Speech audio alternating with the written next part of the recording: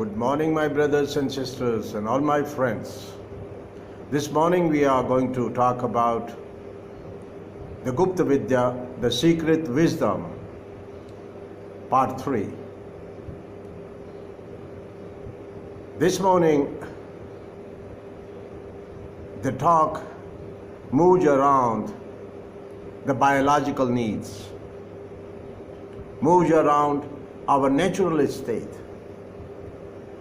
Why human beings need and why human beings have the demands.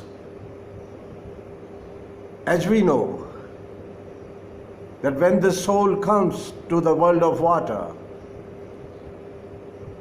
it gets ionized in two genders, two polarities, two ions. And it is something like elementary consciousness. It is something like the elementary existence of sodium chloride. When the sodium chloride is ionized with the water, it separates into two ions, sodium and chloride. And this sodium and chloride, they are unstable and unsatisfied. This is their state. This instability and this unsatisfaction and dissatisfaction leads to making effort, leads to personal choices, leads to personal effort and karma. So the sodium decides to marry chloride ion, and chloride marries sodium ion, and they share their electrons, and they share their life together, and they become stable. When they become a stable molecule, they could become the hand of God.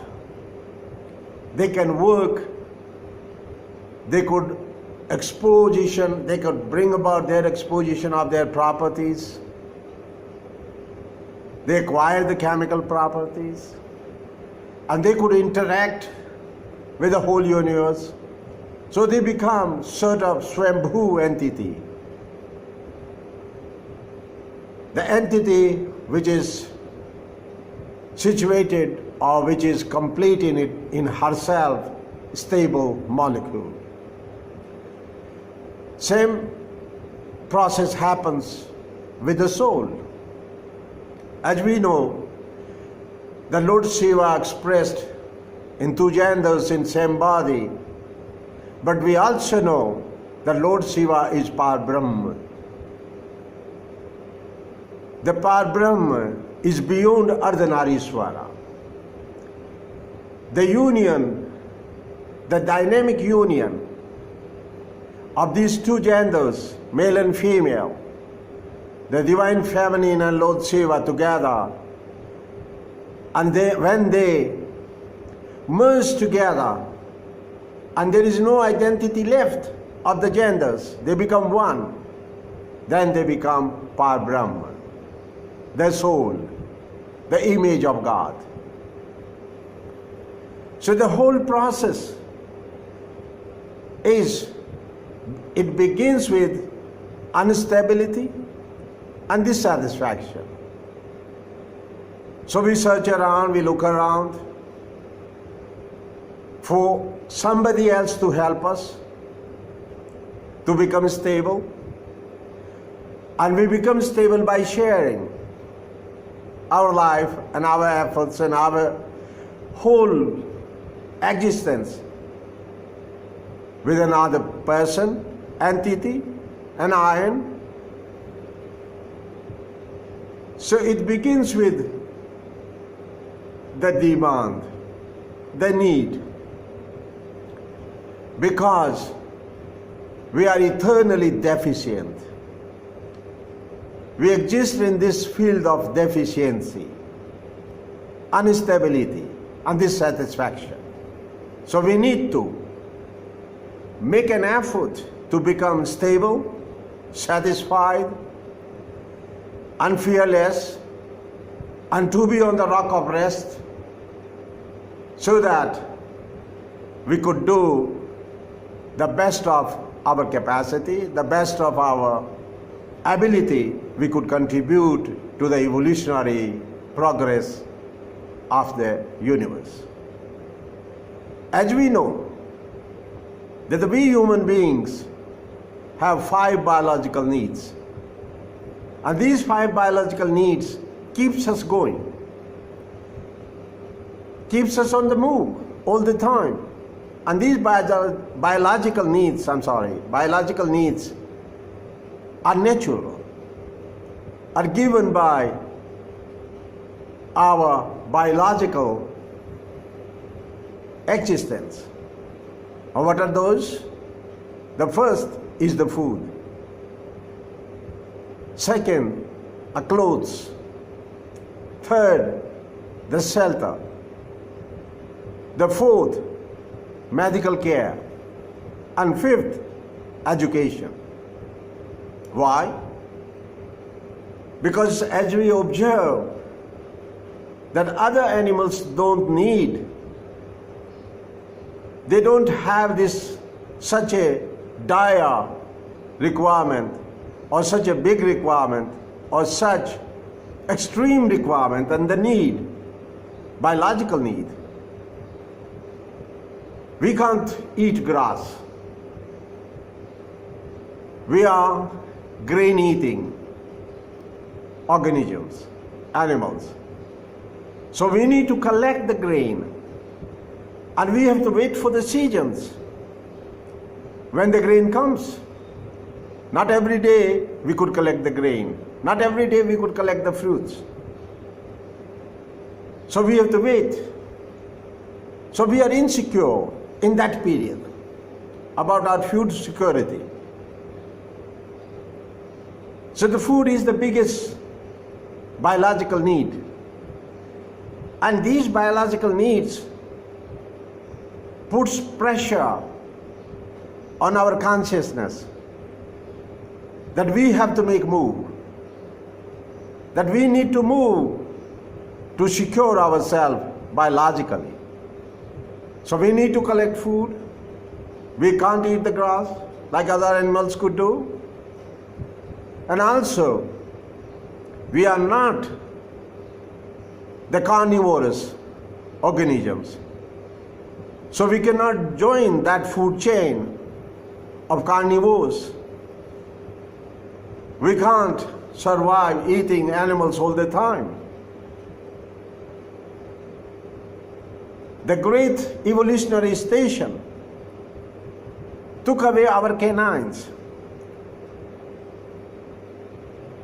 Our sharp canines were polished not to eat the flesh, the meat eating. We are not.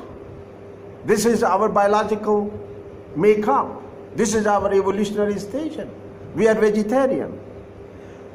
And when we say vegetarian, we can classify that we are grain eating, fruit eating. So the food insecurity keeps us going. So that's the first biological need. Other animals are provided with by the nature, but we have to be very careful about the seasons and collection of the grains and the food, and then we have to store and make it certain that the supply lasts us till the next season. So the food insecurity. The second is clothes. Other animals came with their shoes. Other animals came with their blankets. Other animals came with their homes to defend. The big claws, the big canines, they all came prepared, not us. We came naked, without any homes, without any shoes, without any claws and without any canines and without any thick skin. We came naked. So we need clothes to protect ourselves from heat and cold. Protect us from the vagaries of the seasons. So we need clothes. That's our biological need. The third, we need the shelter, because we cannot live in a hole. Of course, we lived in the caves. Those were the days. Our evolutionary stage, our beginnings. We lived in the caves, in the mountains. So, the shelter. We need the house. We need to build a shelter for us to protect us from the seasons, the heat and cold, the rainy season. So again, the shelter is our biological need. And then fourth is our medical care, because we are the only ones who catch the cold.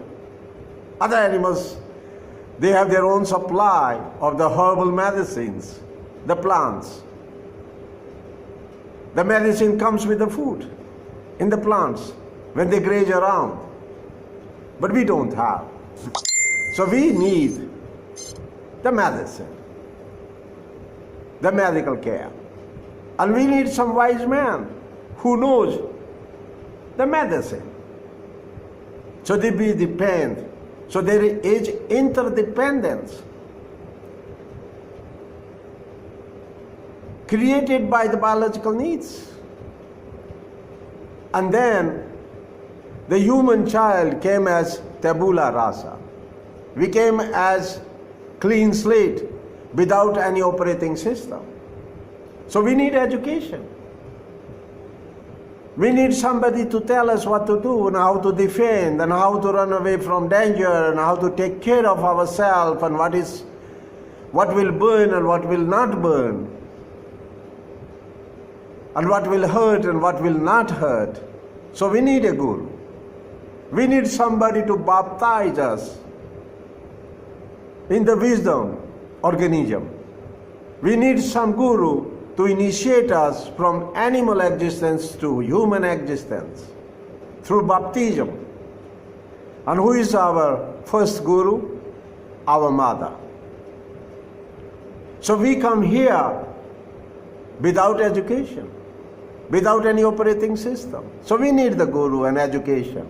We are the only organisms who need this baptism, this initiation, this education, because we come here without any operating system.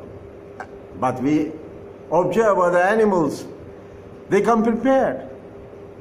They have their own DOS, their own operating system.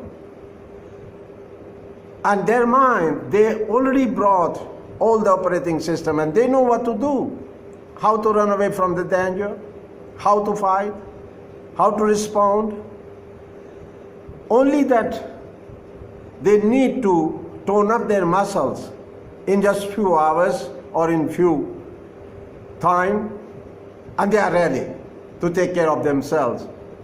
But my dear brothers and sisters, as we have seen, the human child, at least for 6 months, is lying down like this, like holding the whole sky,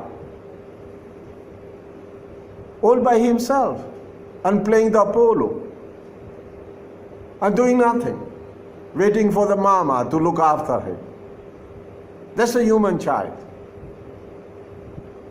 So we need food, we need clothes, we are the only ones who need shelter, we are the only ones who need the medical care, and we are the only ones who need the education, the initiation, the baptism, the guru. We need somebody as a teacher to initiate us in the human existence. Otherwise, we will join the animals. If we are left with another crowd or a group of other animals, we will start behaving like them, like the great writer Rudyard Kipling and his story about Mowgli, the child who was left with the wolves. And he became a wolf. He started behaving like a wolf. And he was practically like a little human wolf among them. That's how we are. So these biological needs generate demand, generate dissatisfaction, generate a field of deficiency, generate a field of insecurity in the human mind. So this generates the enterprise. Because one has the clothes, he doesn't have the food. One has the knowledge of herbs, but he doesn't have the shelter. One has the wisdom, but he doesn't have a home. So we exchange our needs. And through the exchange, we started satisfying our demands and we started securing our existence. That's how the enterprise started. We started exchanging through the barter system. So somebody will teach the kids, and the village people will give him shelter and food and clothes.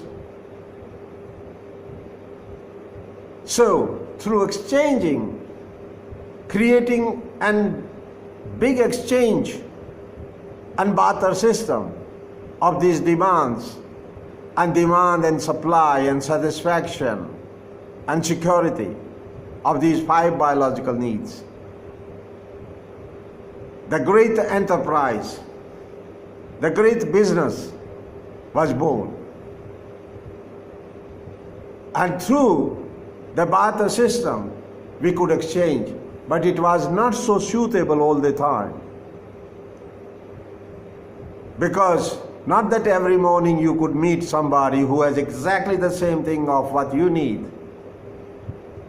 So we needed to evolve a system which could act indirectly as a guarantee, which could be used again as a guarantee, which could be used for the exchange again.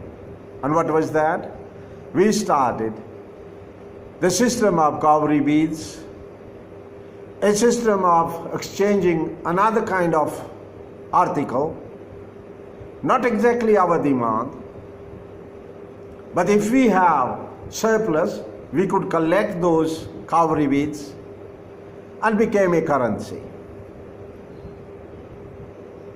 That was our second stage of this enterprise and the evolution of money.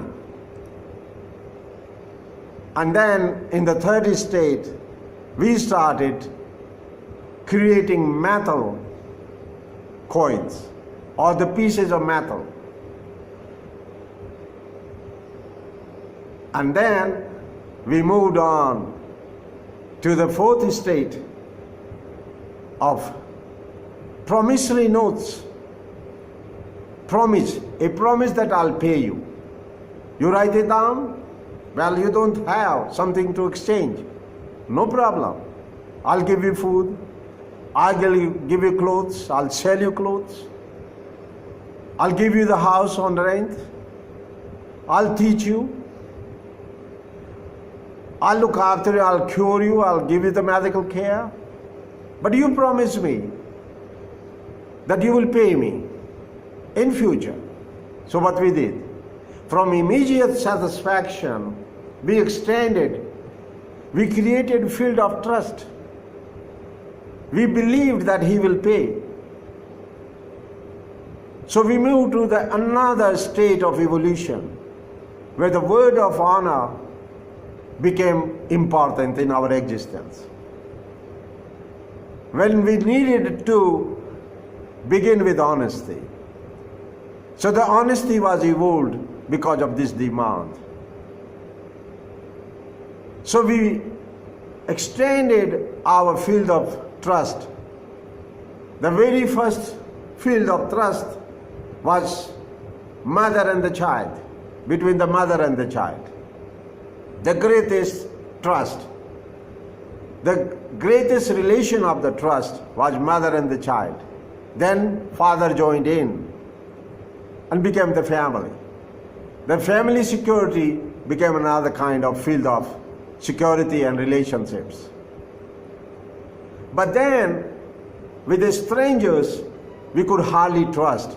So we said, okay, you need this, give me this. The great barter and exchange system, we evolved. But later on, we extended this trust to the strangers also, through the word of honor. So much so that this word of honor became the great wisdom tradition of India, where in the house of Lord Rama, in the house of Ikshvaku dynasty, of the great warriors who followed the Satya Dharma, the religion of truth, and their proclamation was so beautiful. And it is such a great proclamation to feel the depth of this honesty, to feel the depth of this word of honor. And it says in Hindi, Raghukul Reet Sada Chalai, Pran Jai, Par Vachan Na Jai. The great tradition, family tradition of Ikshvaku dynasty started as a word of honor. Raghukul Reet Sada Chalai. It is eternal tradition of Ikshvaku dynasty of Lord Rama. The great warriors. And Rama was in the same generation, many generations after Rama was born in Treta Yuga. And they used to follow the word of honor more than they valued the word of honor more than their own life. Raghukul Reet Sada Chalai, Pran Jai Par Vachan Na Jai. I will give my life, I'll die before I break my word of honor. So we extended our word of honor, the great field of honor, the great field of justice, great field of honesty, and word of honor beyond the enterprise, beyond the business. And it became a precondition of a Mahajan. It became a precondition and became the resting rock and the foundation stone of business enterprise, of a businessman. And we had a great name and a great term which was known as Sahukar. This word is beyond Mahajan.